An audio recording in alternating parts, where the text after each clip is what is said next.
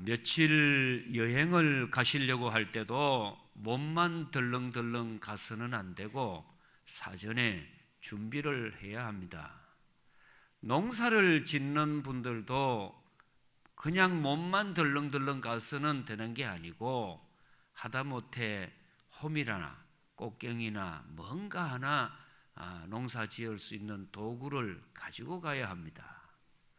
마찬가지로 우리가 예수님을 따라서 하나님 자녀로 살기를 원하고 예수님 따라감으로 지옥 가지 않고 천국 가기를 원하고 예수님 따라감으로 심판받지 않고 부활의 영광에 들어가려면 반드시 우리도 준비를 하셔야 합니다.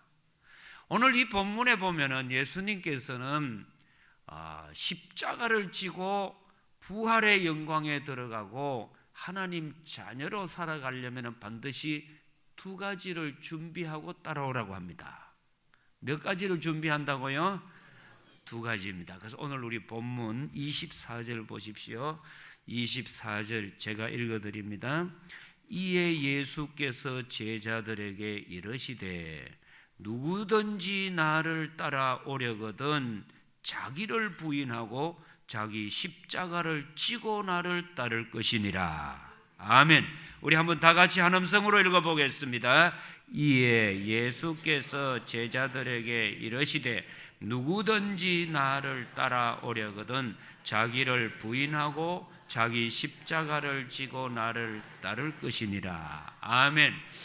예수님을 따라오라고 하는 이유가 뭐냐 하면은 하나님의 자녀가 되게 하는 신분의 변화를 만들어 주겠다.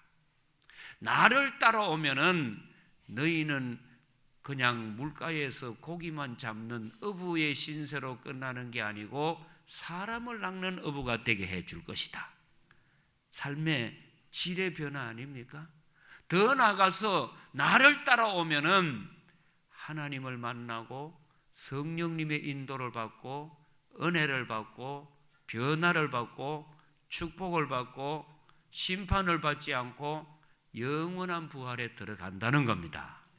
이렇게 귀한 것을 우리가 예수님을 따라감으로 받게 될 텐데 그 먼 미래를 보기 때에 우리는 현재 내가 그냥 가서는 안 되고 두 가지, 자기를 부인하고 또 하나 자기 십자가를 지고 나를 따를 것이니라. 자기를 부인한다고 하는 것은 무슨 말이냐 하면은 마음의 준비, 마음의 각오, 마음의 결단을 말합니다. 여러분께서 살아가실 때 정말 중요한 준비 가운데 이 내적인 준비가 되는 마음 준비를 잘 하셔야 합니다. 아무 생각 없이 덜렁덜렁 가가지고 되는 일이 없습니다. 하다못해 경기에 나가는 선수도 말입니다. 딱 나가기 전에 마음의 준비가 있어야 합니다. 전쟁에 나가서 이기려고 하는 군인도 그냥 아무 생각 없이 나가도 되지 않고 이번 전쟁에 나가서는 내가 반드시 승리해야겠다는 각오를 하는 것처럼 예수님을 따라가려면 반드시 첫 번째 내 마음에 내 결심에 내가 해야 할 내적인 각오가 뭐냐? 자기를 부인한다. 자기를 부인한다. 자기를 부인한다. 이 자기를 부인한다고 하는 말은 두 가지로 해석을 합니다. 첫째로는 우리는 원죄로 말미암아 우리의 본성이 하나님의 형상을 잃어버리고 마귀의 자식으로 태어나서 그냥 가만히 두면은 죄 짓는 거는 쉽습니다. 죄 짓는 거는 재미있습니다. 그러나 하나님의 신성의 거룩함을 담는 일은 어렵습니다. 한번 물어보겠습니다. 밤새도록 고스톱 치는 게 쉽습니까? 밤새도록 기도하는 게 쉽습니까? 대답을 안 하시는데 마침 고스톱은 한 번도 안 친 사람을 막 이렇게 보고 치시는데 여러분 우리 인생의 본성은 타락을 하고 오염을 했기 때문에 에레미야 19장 7절에 있는 말씀을 보면은 어떻게 나오느냐? 우리 인간을 말이죠. 만물보다 거짓되고 심히 부패한 것은 마음이라. 누가 능히 이를 알리오. 그래서 자, 영상을 보셨죠? 만물보다 뭐하다고요? 거짓되고 거짓말 잘하고 속이고 부패한 것은 알고 보니까 누구라고요? 내 마음입니다. 우리 인간의 마음은 이게 가장 오염이 많이 되고 부패하고 이게 거짓으로 잘못 변질되어 있는 것이 우리 인간의 마음이기 때문에 내 마음을 절대화하고 내 마음을 오로지 의지하는 사람은 판판히 실패입니다. 그리고 또 한 가지가 뭐냐면은 우리 인간의 마음이라고 하는 생각은 아무리 똑똑하고 많이 알아도 미래에 될 일을 모릅니다. 1시간 앞에 또 1년 뒤에 어떤 일이 있을지 전혀 모릅니다. 그러므로 예수님께서는 너희가 나를 따라올 때에는 너의 생각, 너의 경험, 너의 지식, 너의 마음에 있는 걸 가지고 나를 따라올 수는 없어. 어떠하든지 변질되고 부패하고 오염되고 한계가 많은 너의 마음의 생각은 다 뭐하느냐? 부인한다는 말은 내려놓고 오너라. 포기하고 오너라. 나를 따라올 때는 내려놓고 오너라. 부인하고 오너라. 포기하고 오너라. 왜요? 우리 마음은 마치 뭐 같으냐? 고장난 기계 같습니다. 저울이 고장이 나버리면은 정확하지 않습니다. 어느 분이 어제 한번 이런 말씀을 하더라고요. 갑자기 혈압이 160이 올라갔답니다. 160, 180 올라가면은 계란은 삶을 수 있을지 모르지만 사람은 축 사망합니다. 영 이해가 안 되시는 말. 혈압 많이 오르면 안 좋고 그래가지고 막 불이 나게 뭘 어디를 가가지고 했더니 보니까 정상적으로 나와서 80에 120 나왔다 그래. 그럼 뭐가 문제입니까? 혈압기가 문제죠. 그럼 고장난 혈압이 뭐 200 나오고 또 어떤 경우에는 잘못돼가지고 혈압이 160인 사람이 정상 80하고 120 나오면 속아서 사는 겁니다. 그처럼 우리가 살아가면서 시계도 고장난 시계가 가리키는 시간을 의지하고 믿으면 안 되듯이 또 우리가 고장난 나침판을 가리키는 방향을 이게 확실하게 믿고 가서는 안 되듯이 인간이 부패하고 고장나고 오염된 자기의 마음을 의지하고 믿고 고집부리고 살아가는 사람보다 불행한 사람이 없습니다. 그래서 예수님은 뭐라고 하느냐? 나를 따라올 때 자기를 부인해라. 네 생각은 내려놓아라. 왜? 이 세상에서 가장 정확하고 확실한 분은 예수님입니다. 요한복음 14장 6절에 보니 내가 곧 길이요 진리요 생명이니 나로 말미암지 않고는 아버지께로 올 자가 없느니라. 길을 가서 잃어버리지 않고 유턴하지 않고 헛되지 않고 바른 길로 인도할 수 있는 분은 예수님이십니다. 우리를 진리의 길로 생명의 길로 은혜의 길로 바로 인도해 주실 분 예수님입니다. 그러니까 내가 주님을 따라갈 때에 일단 내려놓고 부인하고 포기해야 할 건 내 생각입니다. 내 생각입니다. 미래가 어떻게 될지도 모릅니다. 저는 평산교회 오기 전에 어느 업단위 교회에 청빙을 받았습니다. 그래서 이제 그 교회를 가보니까 얼마나 교회를 잘 지었는지 2층으로 붉은 벽돌로 짓고 사택하고 교회 본당 그 들어가는 입구하고 구름다리를 놔놨어요. 그러니까 사택에서 굳이 뭐 교회 오기 위해서는 힘들게 계단 올라갈 필요가 없고 사택에서 구름다리 탁 하고 오면 본당에 싹 들어가죠. 여러분 얼마나 편하고 좋습니까? 그리고 보니까 그 업단위 교회인데 막 다 조건이 좋아가지고 근데 제가 탁 볼 순간에 하나님께서 저를 위해서 여호와 이레라 예비하신 교회구나. 그래서 그 교회 장로님들이 꼭 오실 어떻습니까? 묻길래 틀림없이 제가 가겠습니다. 이제 그런 식으로 대답을 했습니다. 그리고서는 집에 왔더니 이제 한쪽에는 우리 평산교회가 오라고 했는데 제가 보니까 골목에 막 그래가지고 이 교회 내가 어떻게 하겠나 이런 마음이 있어가지고 그 교회를 가려고 했는데 갑자기 기도하는 우리 어머니가 연락도 안 했는데 오셨더라고.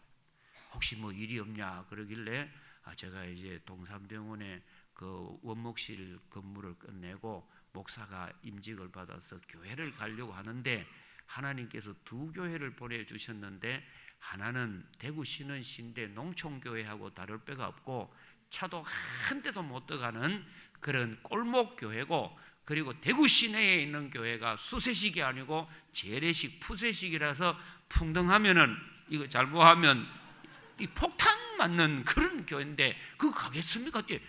그러냐고. 그리고 또 한 교회는 그 업단위 교회인데 얼마나 교회를 밟고 벽돌을 했는지 진짜 저 푸른 초원 위에 그림 같은 사택의 교회라고 그걸 가려고 지금 마음이 많이 했다니, 우리 어머니가 막 정색을 하고 저를 보면서 네가 목사 맞나 그래? 저 목사 맞죠? 이래. 그런 게 어디에 있냐? 네가 그 교회 갈 때 네 생각대로 가냐 기도해보고 가느냐 물어요. 그래서 어머니는 권사가 뭐 목사인데 자꾸 가시느냐고. 왜 그러고 저 힘든 말 자꾸 하느냐고. 아들이 거 가서 고생하는 거 그 꼴목교회 가가지고 애먹는 거 보시겠어 했더니 그게는 네 생각이고 하나님 뜻이 어딘지 알아보라는 거죠. 그랬더니 또 우리 집사람 보고 응원을 좀 해달라 했더니 또 우리 엄마한테 붙어가지고, 원래 시어머니하고 며느리는 한 편이 잘 안 되는데 그때는 둘이 합쳐가지고 쌍나발로 막 나발을, 죄송합니다만 막 잔소리를 해대면서 목사가 기도도 안 하고 껍데기만 보고 간다 해가지고 반죽었습니다 제가. 근데 제가 더 놀란 거는 뭐냐 하면은 딱 이틀 지났더니 연락도 안 했는데 저 영주에 있는 친구 목사님이 기도하다가 제가 밝은 길이 있고 어두운 길이 있는데 어두운 길로 자꾸 가더래요. 저 친구 저대로 가면 어둠에 망할 텐데 왜 가노 하고서 보니까 끝까지 가는 걸 보고서는 자기가 만사를 제치고 영주에서 대구까지 왔어요. 오라 소리도 안 했는데. 그래 이 목사 혹시 뭐 일이 있냐 하길래 이리 해가지고 그 가면 죽는다는 거야. 네 같으면 안 가겠나? 그게는 사택하고 교회 본당이 구름다리 나놨다. 그 꼴목 교회는 가면은 이게 수세식도 아니고 푸세식인데 내 빠져 죽으면 네 건져줄래? 막 이제 안 되는 소리를 했더니 그래도 그게 아니라는 거야. 그래서 우리 어머니 반대하지요. 그리고 우리 부인 반대하지요.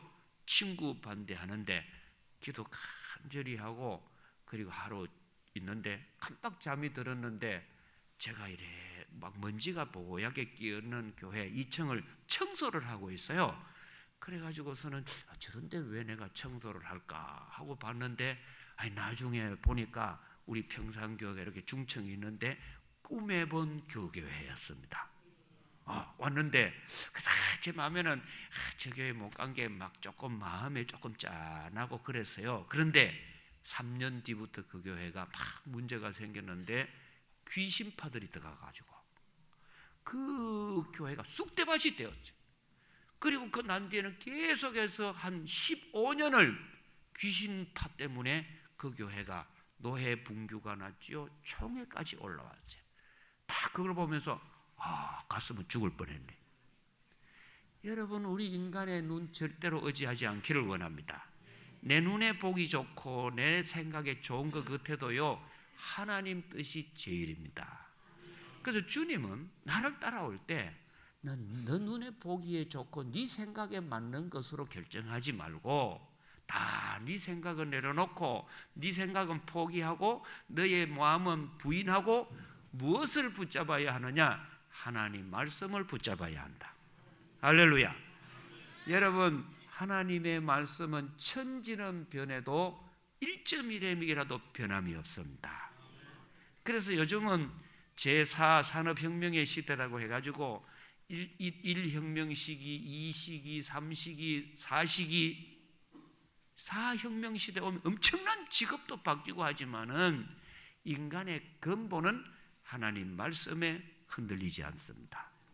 말씀대로 살면은 생명의 길을 갑니다. 말씀 붙잡고 가면은 축복의 길에 갑니다.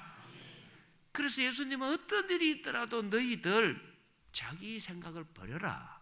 그리고 두 번째, 외적으로는 뭘 해야 하느냐?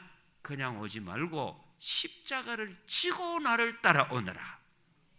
십자가를 지고 나를 따라오너라. 왜 그러냐 하면은 흔들리지 않고 중심을 잡으려면은 십자가에 져야 한다 이 말이죠. 여러분, 한 번씩 이렇게 서커스단이나 공마단 같은데 외줄 타시는 분들을 보지 않습니까?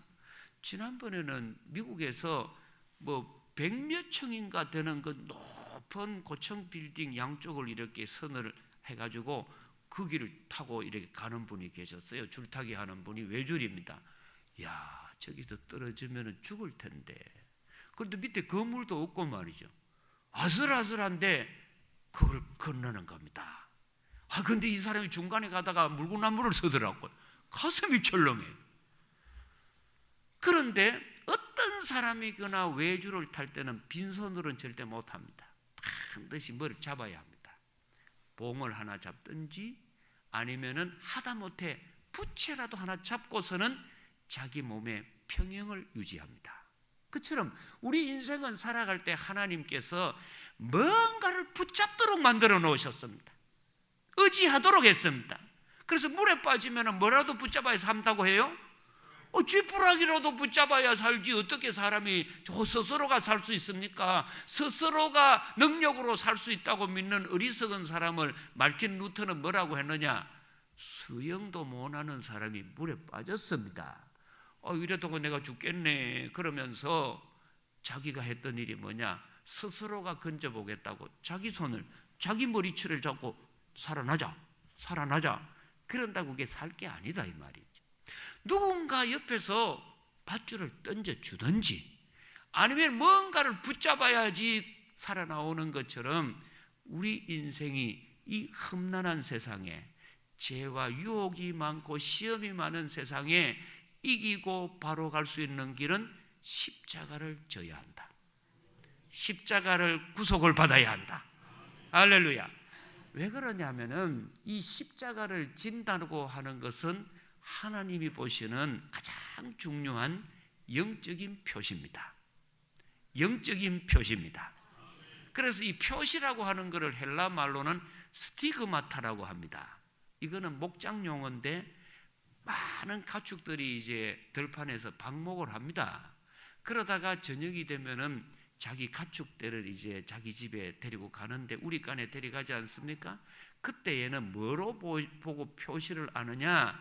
스티그마라고 하는 빨간 쇠를 이렇게 달궈 가지고 말 궁둥이나 또 양이나 염소에게 표를 합니다. 그래서 그 표를 보고 우리 가축이다, 저 집 가축이다 하는 건 표현하듯이 하나님께서는 이 험난한 죄악된 세상을 건져주는 사람, 내 자녀구나 이렇게 하는 표시가 뭐냐 하면은 십자가라는 겁니다. 십자가라는 겁니다. 그래서 이 십자가의 내용에 대해서 많은 이야기를 하는데 특별히 마태복음 27장 32절에 보니까 나가다가 시몬이란 구레뇨 사람을 만나매 그에게 예수의 십자가를 억지로 지고 가게 하였더라. 구레뇨 시몬이 예수님의 십자가를 억지로라도 지고 가게 하는 것처럼 강제라도 지고 가게 하는 것처럼 하나님이 보시는 구체적인 믿음의 표시, 믿는 자의 표시가 뭐냐? 십자가입니다. 십자가입니다. 그리고 더 중요한 것은 이 십자가는 고린도전서 1장 18절에 보시면은 십자가의 도가 멸망하는 자들에게는 미련한 것이요 구원을 받는 우리에게는 하나님의 능력이라. 하나님의 능력이 어디를 통해서 오느냐 하면은 십자가를 통해서 온다는 겁니다.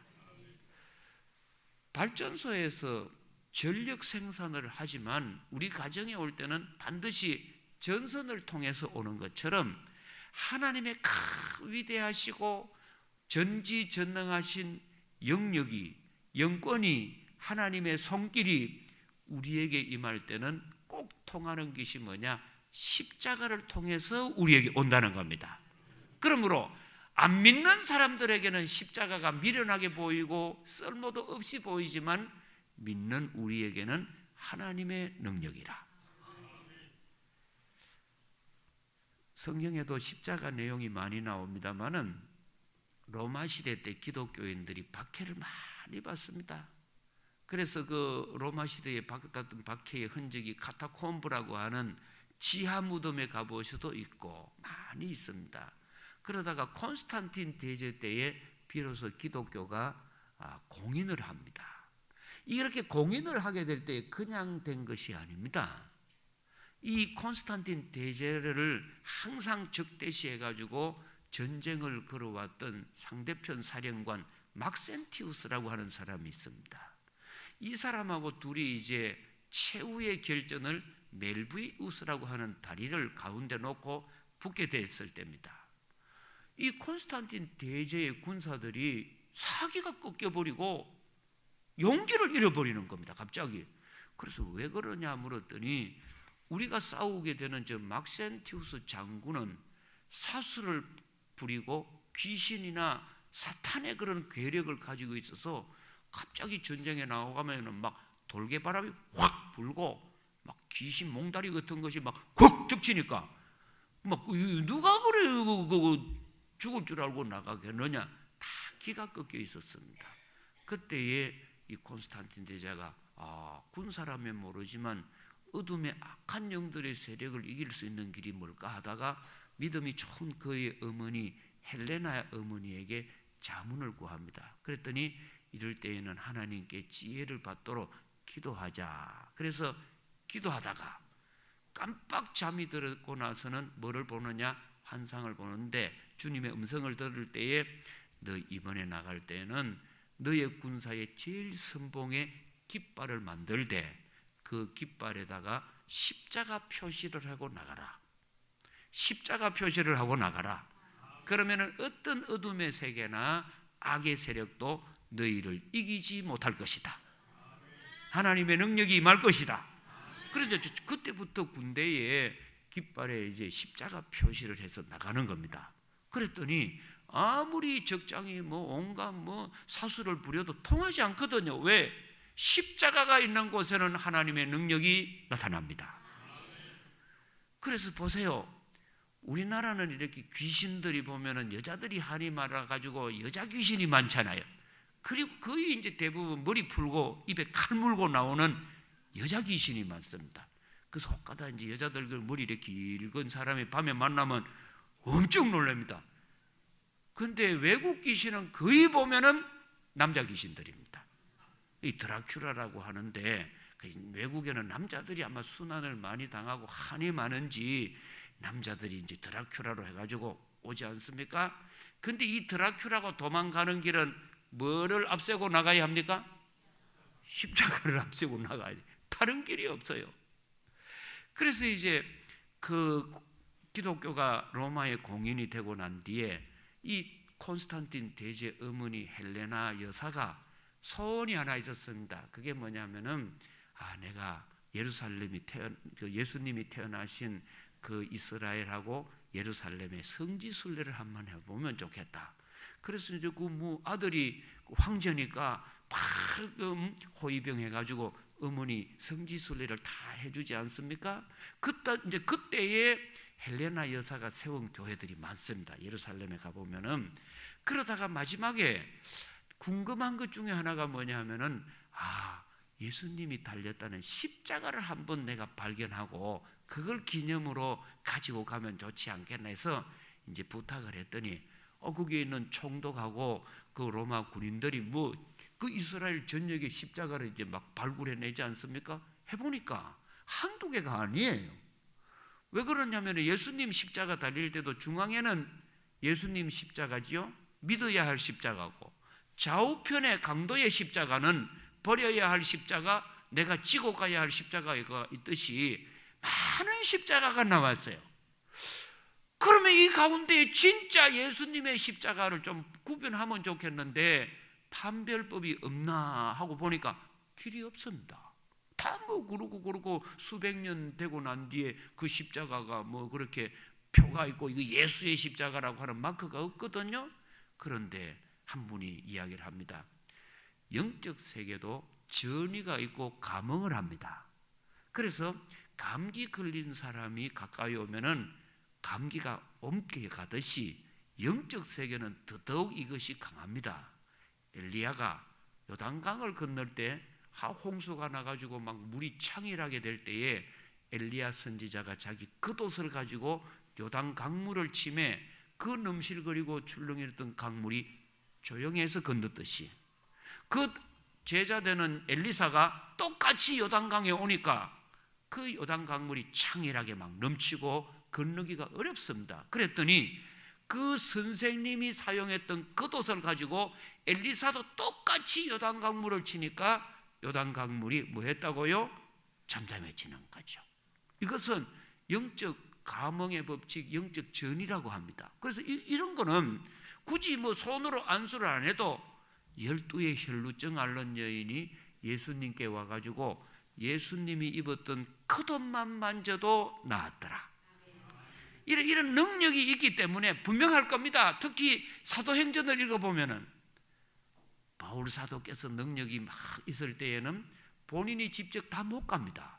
그랬을 때 바울이 사용했던 손수건, 바울이 사용했던 앞치마를 가지고 멀리 가서 병자에게 놓으니 병이 떠나고, 귀신 들린 사람에게 놓으니 귀신이 떠나고, 악기가 떠나고, 이런 능력이 전이가 되기 때문에 예수님이 달렸던 십자가라면 반드시 죄인들의 십자가하고는 다를 겁니다 해가지고 구분을 하기 시작했는데 많은 환자들이 있는데 그 십자가 여러 개를 갖다 놔봤습니다.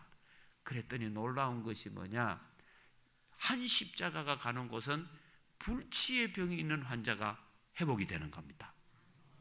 그리고 심지어는 그 외경을 읽어보면은 다른 십자가는 아무리 갖다 놔도 아무런 능력이 없는데 한 십자가, 다른 말로 하면 예수님 십자가를 달린 그 십자가를 갖다 놨더니 죽어 있는 시체도 살아나더라는 거예요. 참 놀랍지 않습니까?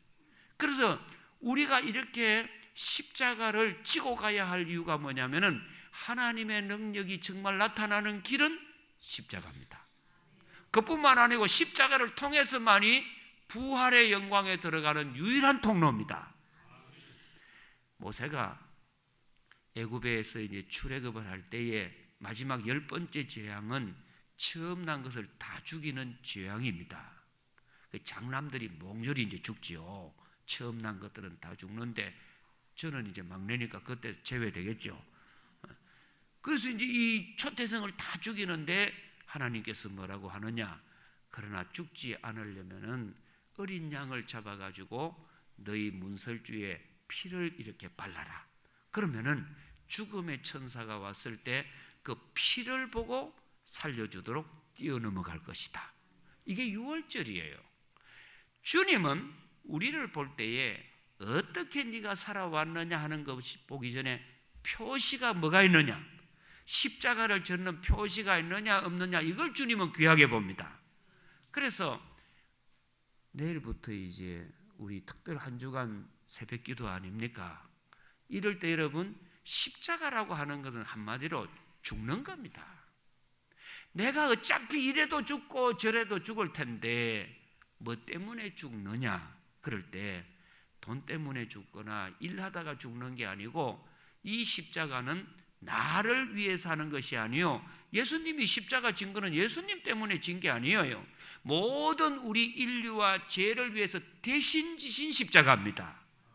지금 여기서 자기 십자가라고 하는 것은 내 욕심, 내가 하는 것 때문에 당하는 고생이 아니고 주님의 영광을 위하는 고생, 우리 교회가 잘 되기를 위한 우리의 헌신, 나가 아니요 나라와 민족이 잘 되기를 위한 섬김이 십자가입니다.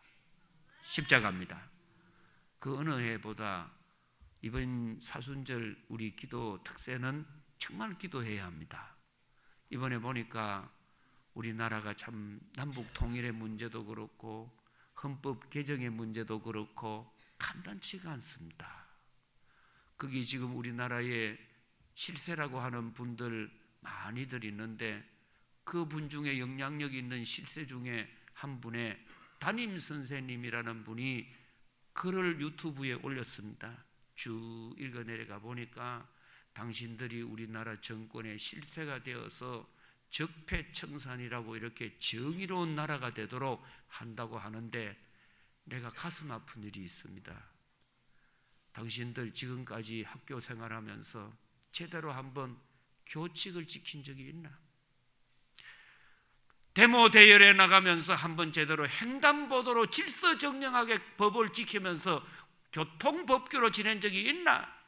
매일같이 무단횡단하고 매일같이 지각하고 매일같이 공부 시간에 잠자고 그래놓고 법이라고는 한 번도 지키지 않는 당신들이 어떻게 이 나라를 정의로운 나라, 법대로 나라는 나라로 만들겠다고 하느냐? 내가 통탄해서 가슴 아픈 일이라고 만리장성같이 유튜브에 올려놨습니다. 그걸 딱 보면서 간단치 않네. 이분들이 왜 이렇게 해? 교통법규 하나를 못 지킨 적이 없는데, 제대로 한번 학칙을 지킨 적이 없는데, 이런 사람들이 이 나라의 주체 세력이 되었다면 이 나라가 어떻게 될까? 정말 우리 기도해야 합니다. 남북 통일의 문제 참 간단치 않지 않습니까? 이럴 때 여러분 자신은 얼마든지 기도 안 해도 먹고 사는데 걱정 없을 겁니다. 여러분 솔직히 말해서 새벽기도 안 한다고 여러분 뭐 내일 죽기를 합니까? 돈 못 벌어서 뭐 못 먹기를 합니까? 아무 사는데 내 사는 데는 문제가 없어요. 그러나 내가 이 새벽에 일어나서 기도함으로 나와 교회의 사이에 있는 어둠의 세력이 떠나고 하나님의 능력이 임하고 정말 선한 세력이 힘을 얻고 악한 세력이 힘을 꺾는 기회가 하나님께로부터 온다면 기도해야 합니다. 기도해야 합니다. 여러분 조금 힘드시고 어려우시더라도 우리나라가 잘 되기를 원하십니까? 정말 이 나라가 공의로운 나라가 되도록 하나님의 손길이 임하기를 원합니까? 그러면 여러분 자신은 아무 걱정이 없고 먹고 살만하고 편안해도 이번 한 주간은 진짜 십자가 지는 마음으로 기도하기를 원합니다. 기도하기를 원합니다. 그래서 하나님의 간섭과 하나님의 손길이, 하나님의 능력이 이 나라와 이 민족과 우리 교회와 가정형과 우리 자녀들의 가는 길에 임하기를 축복합니다. 축복합니다. 기도드립니다. 하나님 아버지, 이 나라 이 민족을 기억하시고 도와주셔서 정말 하나님의 선한 진리와 자유로움과 평화로움과 공의가, 하나님의 공의가 흐르게 하여 주옵소서. 고장난 공의가 아니요, 병든 진리가 아니요, 병들고 고장난 저울이 아니요, 정상적으로 되는 나라와 민족 되기를 원합니다. 한 주간 동안 주님이 우리에게 주신 기도의 십자가를 지고 주님과 동행하여 부활의 영광에 다시금 이 나라 이 민족이 회복하고 다시금 소생할 수 있는 기회가 되게 하여 주옵소서. 예수님 이름으로 기도드리옵나이다. 아멘.